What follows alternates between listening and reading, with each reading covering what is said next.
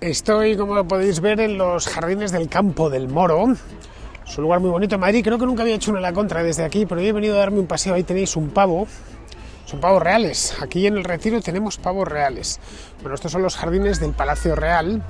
En su estado actual se encuentran desde mediados del siglo XIX, es decir, hace ya siglo y pico, tiempos de Isabel II, y luego ya adquirieron el estado que tienen en este momento, muy parecido desde luego, en tiempos de María Cristina de Habsburgo, ya en el último tercio del siglo XIX. Vamos, una vez muerto Alfonso XII y con Alfonso XIII como niño. Son unos jardines muy bonitos, están hechos al estilo de los jardines ingleses del siglo XIX, y algún día de estos os traeré unas vistas del Palacio Real espectaculares. Pero no os quiero hablar del Campo del Moro porque esto no es un vídeo de viajes, ya lo haré. Fijaos que me pilla cerca y nunca había venido aquí con la cámara. Y cuidado que me gusta venir a estos jardines porque son muy agradables, tanto en cualquier época del año, en verano especialmente porque está muy fresco, pero luego en otoño ahora empezarán a caerse las hojas. Prácticamente todos los jardines son de hoja caduca y adquieren unos colores preciosos, pero también en primavera, que está llena de flores, en fin, no hay momento del año en el que no sea agradable, y sobre todo pues por la vista que tiene, ¿no?, con el palacio y al lado de la catedral. La catedral no se ve desde aquí porque nos la tapa este cedro, pero la fachada del palacio, bueno, no es la fachada principal está al otro lado, bueno, está a la derecha exactamente, la Puerta del Rey, al otro lado está la Puerta del Príncipe. Bien, pues lo que voy a hacer es hablaros de otra cosa distinta, os voy a hablar de Cuba hoy. Hacía tiempo que no, bueno, hablé de Cuba la semana pasada en Zaragoza, pero en una conferencia, digo, no, a la contra, ya había unos meses. Creo que la última vez que os hablé de Cuba fue... Estaba en el Pardo ese día, me había ido a tomar café al Pardo y os hice uno sobre Cuba. Ya sabéis que es un tema que me gusta tratar de vez en cuando y siempre elijo lugares sin darme cuenta, elijo lugares así un poco palaciegos y reales, ¿no? Bien, pues lo que voy a hacer es buscarme un banquito, que aquí hay un montón de ellos, y una vez lo tenga, pues aquí hay uno de hecho, pero creo que está recién barnizado. Sí, banco recién pintado, pues me voy a cagar en todo, porque ahí está. Atención, barco recién pintado. Podría ser que me quedase ahí pegado enfrente del palacio. No es mal lugar para quedarse pegado, porque tiene muy buena vista. Pero bueno, voy a ir en esa dirección, que casi en cualquier lugar aquí es un lugar que merece la pena dejarse caer, incluso en mitad del bosque, porque este es un bosque que imita a los bosques de la zona norte de Europa, ¿no? No es casualidad que detrás de él anduviese una austriaca. Tiene hasta incluso una casita, la casita de la reina, que es de estilo alpino.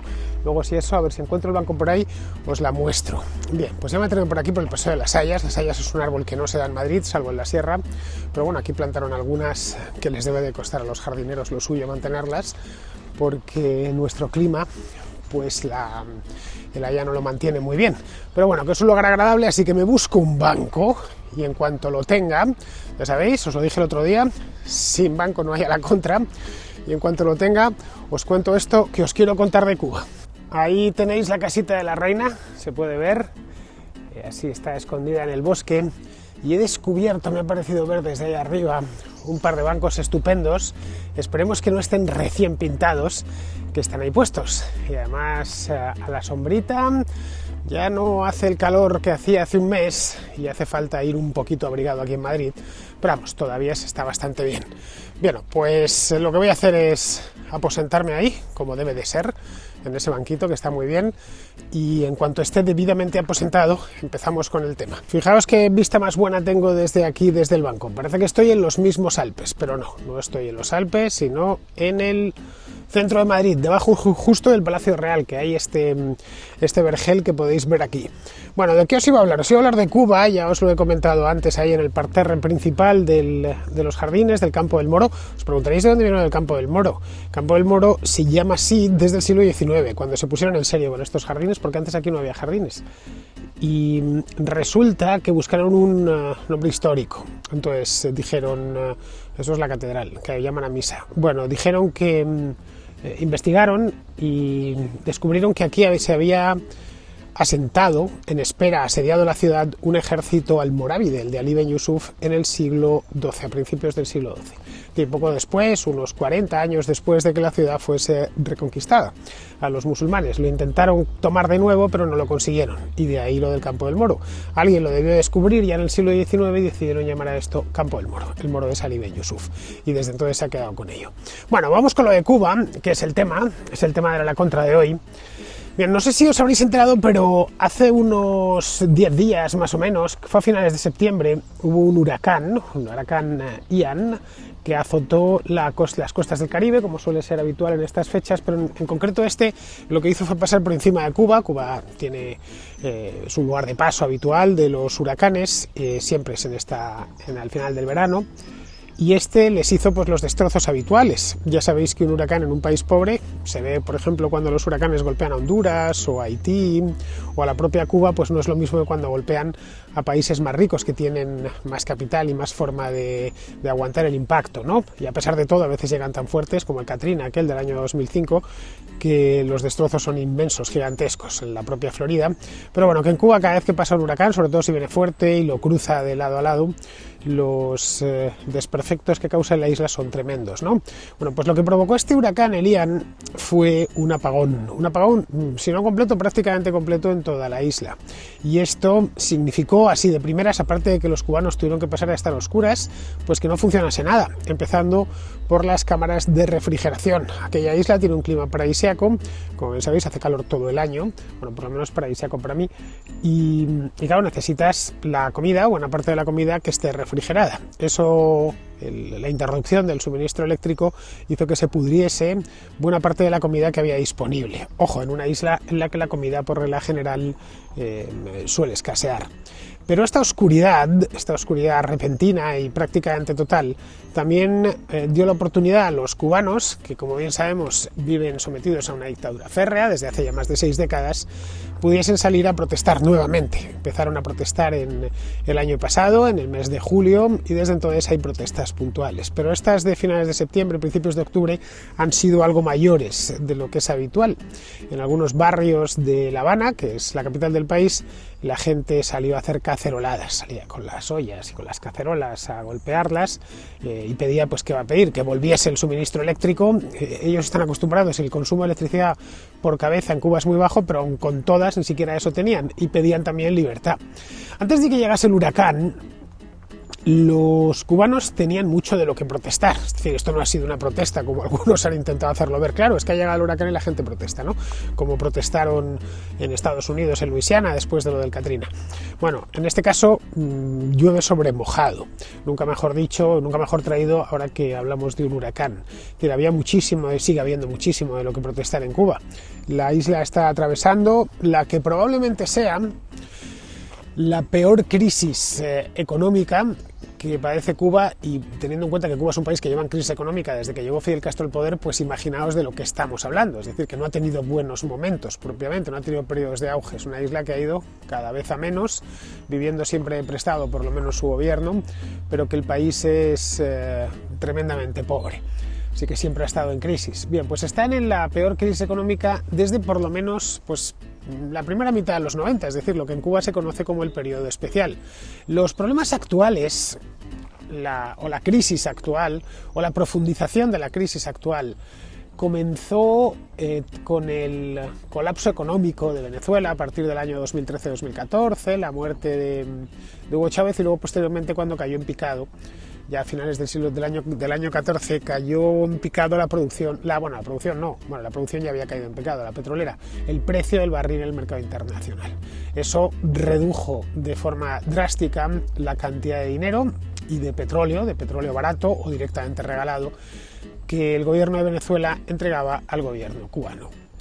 El endurecimiento del embargo ya en tiempos de Trump gobernó de 2017 hasta enero de 2021, no alteró sustancialmente lo que había hecho Obama, pero sí endureció el embargo estadounidense, limitando la cantidad de dólares que los familiares en Estados Unidos, lo que llaman cubanoamericanos, que a mí me llama la atención porque los cubanos están antes en América que los propios estadounidenses. Vamos, que habría que llamar a los estadounidenses, habría que llamarlos pues algo así como, no lo sé, cubano-estadounidenses, ¿no? O cubano-norteamericanos. Cuba tiene, la civilización llegó a Cuba mucho antes que a los Estados Unidos, por eso lo de Cuban American me llama la atención. Tan americanos son los gringos como los cubanos, pero los cubanos son un poco antes. La Habana es una ciudad más, o Santiago de Chile son ciudades más antiguas que la práctica totalidad de las ciudades de los Estados Unidos. Y si no estuviesen tan arruinadas, infinitamente más bonitas que la práctica totalidad de las ciudades de Estados Unidos. Pero bueno, pues para evitar que estos cubanoamericanos, entre comillas, por favor, para evitar, ¿no? Para hacer más, poner límites al dinero que enviaba esta gente, ¿no? La pandemia lo que hizo ya a partir de 2020 fue aislar todavía más a lo que ya de por sí es una isla, privándola del turismo. El turismo cayó en todo el mundo, en España sin ir más lejos, en 2020 cayó sensiblemente, también lo hizo en Italia, en Francia, es decir, en países donde el sector turístico es importante. Pero bueno, aquí aguantamos, mal que bien, había reservas y se esperó a que en 2021 mejorase, cosa que hizo, y este año pues ha vuelto a ser un año normal, o más o menos normal desde el punto de vista turístico. En Cuba no, Cuba la cosa ha ido a peor. Bueno, en 2019 he ido a mirar unos datos que he memorizado. En 2019 Cuba recibió 3.600.000 turistas, más de 3,5 millones. Había llegado a recibir en 2018 4 millones. Evidentemente, si lo comparamos con cifras con España, que recibe unos 85 millones al año, pues son poco, pero aún así depende muchísimo de esos millones de turistas. Bien, en 2020 ya solo llevaron 1 millón. Tened en cuenta que los confinamientos empezaron entre mediados y finales de marzo, y que allí durante el invierno es temporada alta. Los meses de enero y febrero son meses estupendos en Cuba para los turistas, así que pudieron aprovecharse de esos 2-3 primeros meses del año, pero no, el resto del año ya luego fue un auténtico desastre, un solo millón. Se pensó que en 2021 la cosa mejoraría y volverían, si no a los 3,5 millones, y al menos se quedarían en 2 millones, una cosa así, pero no lo hicieron, no, se quedó de hecho muy por debajo. Lo que pasa por aquí en el Campo del Moro hay unos servicios de seguridad que van con unos cochecillos eléctricos vigilando que nadie, aquí no se puede pasar con bicicletas ni nada de eso, de hecho he venido la Vespa, la tengo ahí fuera, y es al ser patrimonio nacional, pues no es un parque como el Retiro, vamos, que andan vigilando mucho más. Bueno, pasado ahora el cochecito este eléctrico de los guardias, continúo.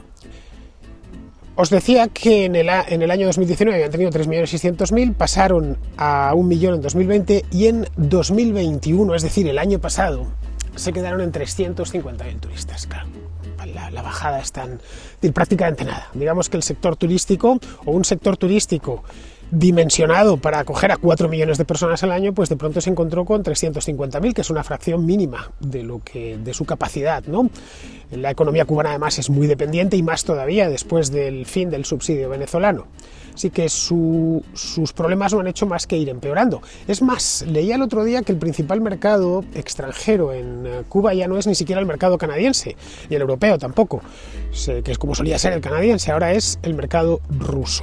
Del año pasado, desde luego, ya era el mercado ruso. Gente que venía, pues que va a tomar el sol desde Rusia hasta Cuba. Tienen que hacer miles de kilómetros, pero vamos, parece ser que les compensa. Bueno, nosotros también tenemos que hacer miles de kilómetros, pero es que Rusia está más lejos todavía. Bien, Rusia ya sabemos cómo está.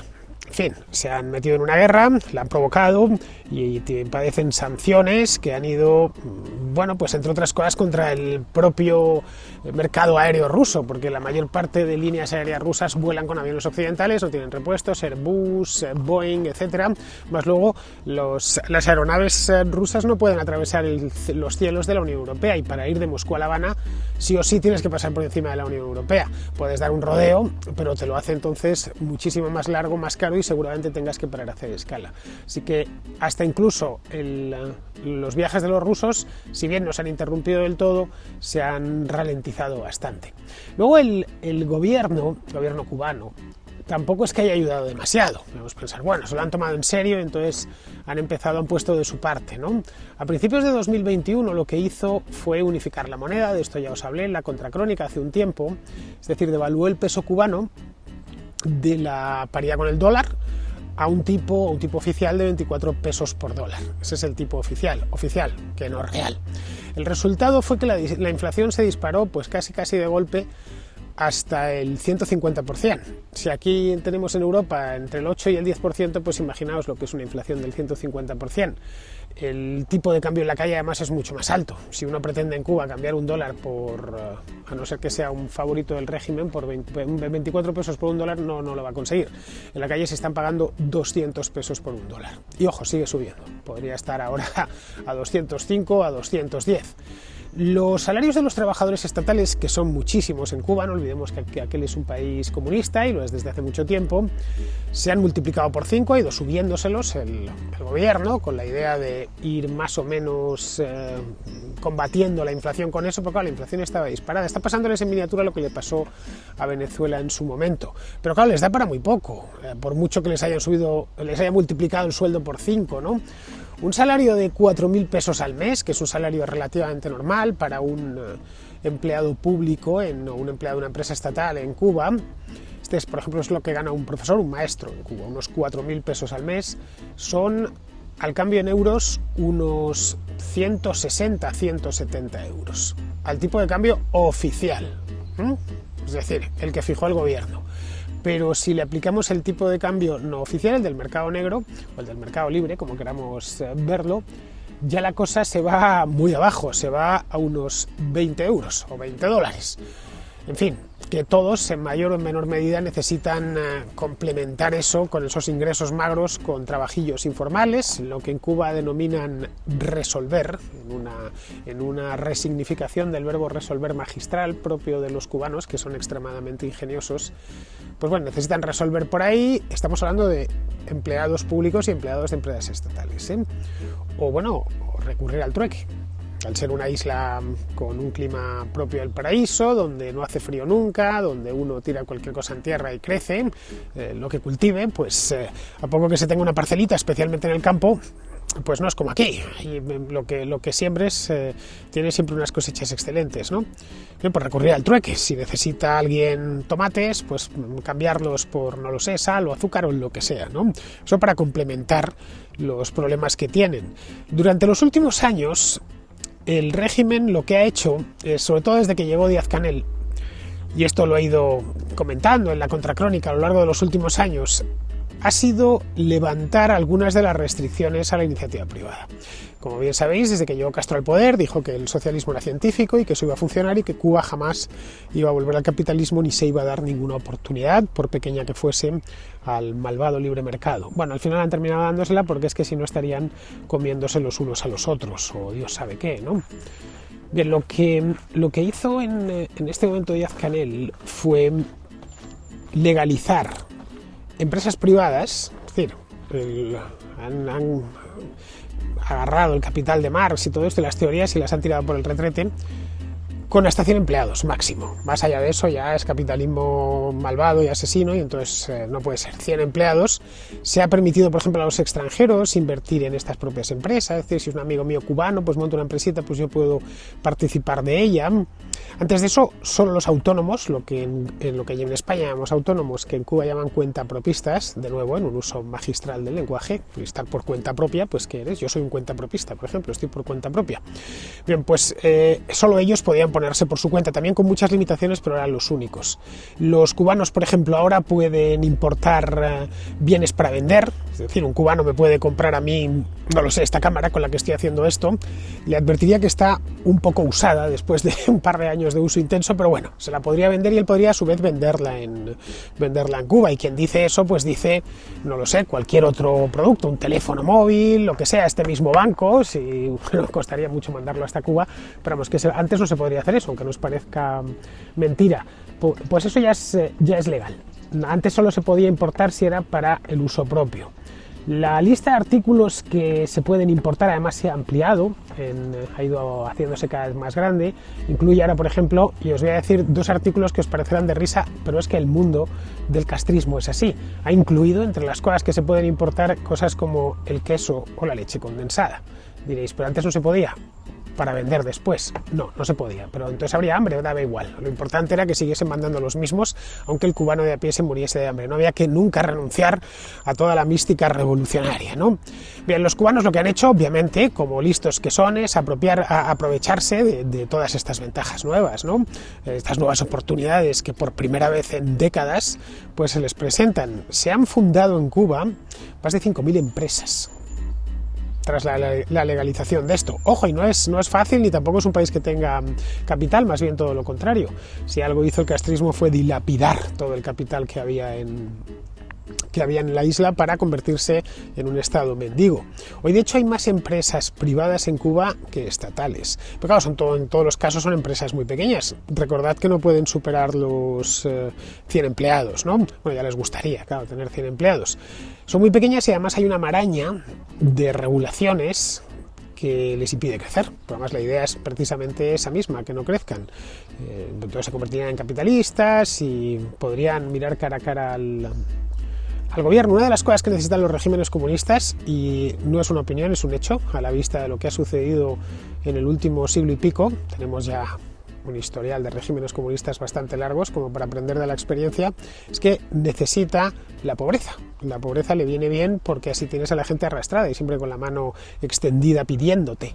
Bueno, pues en Cuba lleva de comunismo 60 años, algo más de 60 años, y lo que impera es la pobreza, la igualdad por abajo, ¿no? Aunque bueno, los que mandan, esos suelen estar arriba y esos por lo general no tienen ningún problema. La economía, de cualquier manera, la economía cubana sigue dominada por grandes empresas estatales, completamente improductivas, que pues tienen evidentemente una posición de dominio absoluto y sobre todo tienen acceso privilegiado al crédito, en el caso de que se produzca, y a los dólares al tipo de cambio preferente, ¿no? Esto lo que hace es reproducir el ciclo vicioso de la pobreza. Y es una cosa, de nuevo, que no es una opinión, que es un hecho a la vista de lo que está sucediendo. Y deja además le pone al gobierno de Díaz-Canel ante un dilema de difícil resolución. No quiere abrir lo suficiente como para que el sector privado tenga poder real y le pueda plantar cara, pero si abre un poco, si no abre nada, pues tiene un problema y es que se encuentra con que la gente se le manifiesta y directamente se le muere de hambre. Que se le muera de hambre les da un poco igual, como lanzarles al Caribe para que se los coman los tiburones, pero eso de que protesten o de discutan su poder al partido, ya eso no les da tan igual, ya ahí se lo empiezan a tomar en serio. Pero claro, los ingresos tradicionales del Estado están completamente machacados. Los ingresos del Estado cubano, quiero decir.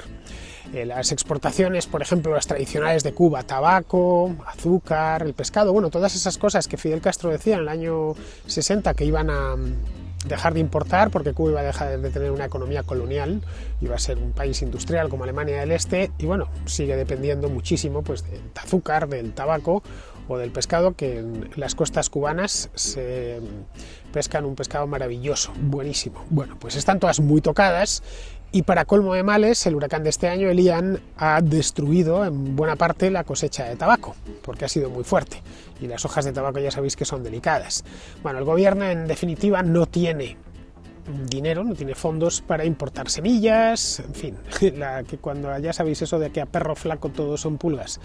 No tiene dinero para importar semillas, fertilizantes, pienso para el ganado. El sector privado además tampoco puede ayudar y echar una mano, porque el Estado tiene el monopolio de importación y distribución de todas estas cosas que os he comentado, los piensos, las semillas y demás. Nadie más puede importarlas, aunque esté asistido de la mejor de las intenciones. En el mes de mayo de este año, hace unos meses, Joe Biden eliminó esos límites que había puesto Donald Trump para las cantidades y las condiciones fijadas para enviar dinero desde Estados Unidos hasta Cuba por parte de los familiares. Pero los cubanos en el exterior, con toda la razón del mundo, son reacios a enviar dinero a su casa o a casa de sus familiares. ¿Por qué? No porque sean unos malditos y quieran ver sufrir a sus madres o a sus hermanos o a sus familiares más cercanos, en absoluto. El problema es que saben que se va a quedar buena parte de ese dinero el Estado, el régimen, ¿no? De ahí que evitan los canales oficiales. Estos canales los administra el Estado, concretamente el Ejército, que es el que siempre manejó Raúl Castro, y lo que hacen a través de estos canales oficiales se despluma de manera vil a los familiares, cambiando las divisas por pesos al tipo, un tipo irreal completamente de cambio. Entre tanto, el apagón provocado por el huracán pues no es algo aislado, es decir, que se haya venido abajo la red eléctrica de toda la isla por el paso de un huracán. A ver, si nos pasase un huracán por encima de la península ibérica, aquí en Castilla, pues sí, nos dejaría tocados, porque no hemos tenido un huracán nunca, no estamos preparados para esa eventualidad, como no estamos preparados para la eventualidad de un terremoto. Si se pusiese a temblar la tierra aquí, se nos vendría el Palacio Real abajo, bueno, y todos los edificios de la ciudad. Y lo mismo con un huracán, ¿no? Bueno, recordad hace año y medio esa nevada digna de San Petersburgo que nos cayó en Madrid, que teníamos 1 metro de nieve en la calle, pues la ciudad se quedó paralizada 2 días porque no es lo habitual. Pero en Cuba, que tienen huracanes todos los años, que huracanes como el Ian les pasan por encima con relativa frecuencia, esto evidentemente no se debe a eso, ¿no? A pesar de que muchos han dicho, esto es el cambio climático. El cambio climático es el que ha puesto a la revolución cubana, la ha puesto en problemas. No, en serio, de verdad. Ya sé que ahora hay la tentación de echar de todo, la culpa de todo al cambio climático está ahí, pero no. El problema de Cuba no es que les haya pasado un huracán, que les llevan pasando huracanes desde que Cuba es Cuba. El problema es el sistema mismo que tienen. La red eléctrica está abandonada y sin mantenimiento desde hace muchísimo tiempo. Cuba en concreto ahora mismo su suministro depende de 5 generadores que están en barcos situados frente a la costa. Y ahí pues enchufados a la red y suministrando lo que pueden. Lo que pueden es poco. Esos barcos, según he podido leer, apenas atienden a 1/3 de la demanda de todo el país. Vamos, que el modelo económico del Partido Comunista no es lo único, que ya está obsoleto. En Cuba hay muchas cosas más. Ya son pocos los cubanos, pues los que viven de eso básicamente, que creen en el comunismo, que es la ideología oficial del régimen. Raúl Castro, que sigue vivo, el hermano de Fidel, que, bueno, pues desde el año 2008 es el hombre fuerte, mucho antes de que muriese Fidel Castro, del régimen, es menos carismático que su hermano, bastante menos, pero se ha demostrado algo más reformista.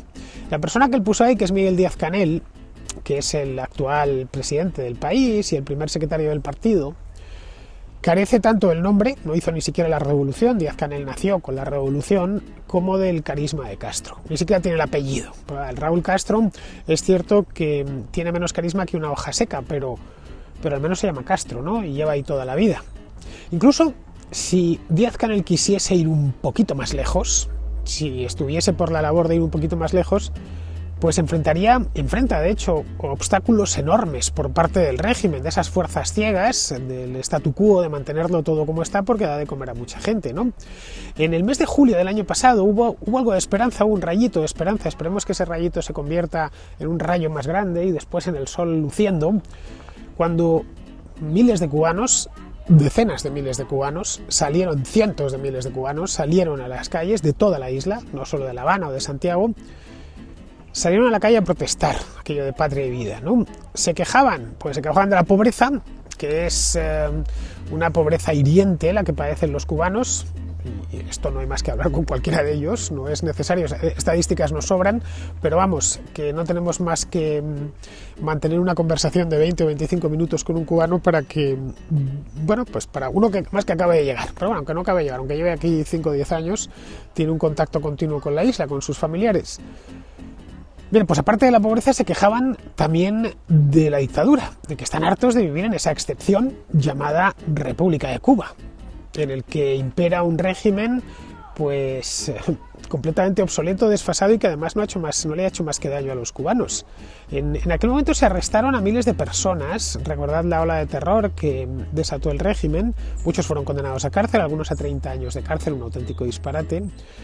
Y hoy continúan, como os decía antes, continúa habiendo pequeñas protestas en toda la isla. Eso son cositas pequeñas, que en el campo, incluso en ciudades, que no puede tampoco el régimen perseguirlo todo, porque los primeros que están pasando las canutas son los mismos oficiales de policía que tienen luego que ir a detener, no a estos disidentes, a esta pobre gente que lo está pasando muy mal, ¿no? Y que además saben que viven en esa especie de experimento a mayor gloria de unos cuantos fanáticos ideológicos, que se llama Cuba. Otros lo que hacen directamente, como han hecho pues desde hace 60 años, es votar con los pies, es asumir que allí ya no hay futuro, que no hay presente y menos todavía futuro, y votan con los pies, bueno, con los remos, porque se marchan por las buenas y tienen la oportunidad de ir a Estados Unidos o venirse a España, y pues tienen familiares o por lo que sea, y otros directamente por las malas. Se echan una balsa al mar, pues como ya pudimos ver en los años 90, ¿no? Desde octubre de 2021, hace justo un año, estamos en octubre de 2022, 200.000 cubanos se estima que han sido interceptados. Bueno, son 190.000 exactamente, esto no es una estimación, esto es de la Guardia Fronteriza de Estados Unidos. Casi 200.000 cubanos han sido interceptados, no en el canal de la Bahama, que está al lado de Cuba, no intentando con una balsa navegar hacia la República Dominicana o hacia Florida, no, en la frontera entre Estados Unidos y México. Diréis, esto es lo normal, ¿no? No es lo normal. Esos 200.000 o casi 200.000 cubanos que han sido interceptados en este último año son aproximadamente 4 veces lo que la cifra de cubanos que se encontraban en el Río Grande, vamos, en la frontera, de los 2 años anteriores juntos, es decir, de 2020 y 2019. Y muy por encima, por supuesto, de otros éxodos famosos, como el éxodo del Mariel, que fue en 1980, o el de los balseros, la crisis de los balseros del 94. En fin, que es una pena, pero es así. Yo, sinceramente, me gusta mantener este tema siempre encendido por ese amor un poco inexplicable que siento por Cuba, porque nunca he estado allí. Pero la verdad es que son pocos los cubanos que ven futuro dentro de la isla, pues salvo el Partido Comunista y quienes viven de él, ¿no? Que tienen secuestrado al país desde hace casi 64 años y no parece que estén dispuestos a liberar a su reo, ¿no? Al que tienen agarrado desde hace más de 6 décadas. Prácticamente todos los cubanos no recuerdan otra cosa, salvo los muy mayores, los que tienen ya más de 70, 75 años, el resto, toda su vida ha sido esta pesadilla. En fin, espero que os haya gustado esta reflexión que os he hecho sobre el estado actual de Cuba. Esperemos, y siempre lo digo, que sea la última de las crisis y que después sobrevenga la libertad. Es un deseo, si os soy sincero, no es realizable a corto plazo según está el tema, pero bueno, al final, si empujamos entre todos un poquito y los cubanos que están un muchito, creo que terminarán liberándose. Bien, queridos, pues hasta aquí ha llegado la contra de hoy. Voy a seguir paseando por aquí, que se está quedando un atardecer maravilloso. Mirad cómo ha cambiado la luz en la casita de la reina. Ahí lo tenéis, ¿veis qué cosa más bonita? Y dentro de un rato más bonita todavía. Y dentro de un mes, cuando estén ya las hojas caídas, más bonita todavía, la foto desde aquí. Bueno, pues hasta aquí hemos llegado, me está llamando Jano, así que voy a terminar ya aquí y nos vemos en el próximo A la Contra. Como sé que sois muy cotillas, algunos habréis quedado con la duda de qué quería Jano, porque he tenido que pillar el teléfono. Bien, me ha llamado para que vaya a Los Toros, a la Feria de Otoño, me lo viene diciendo desde hace ya una semana, y le he dicho que iré mañana por la mañana si no se rompe la noche, es decir, que no voy a ir porque los toros no me interesan, pero vamos, era por eso, para que veáis, quererme llevar a mí a los toros a estas alturas, ¿no? Tenerme que cruzar Madrid ahora y aburrirme como una ostra. Pues eso, ya habéis salido de dudas. Hasta el próximo A la Contra.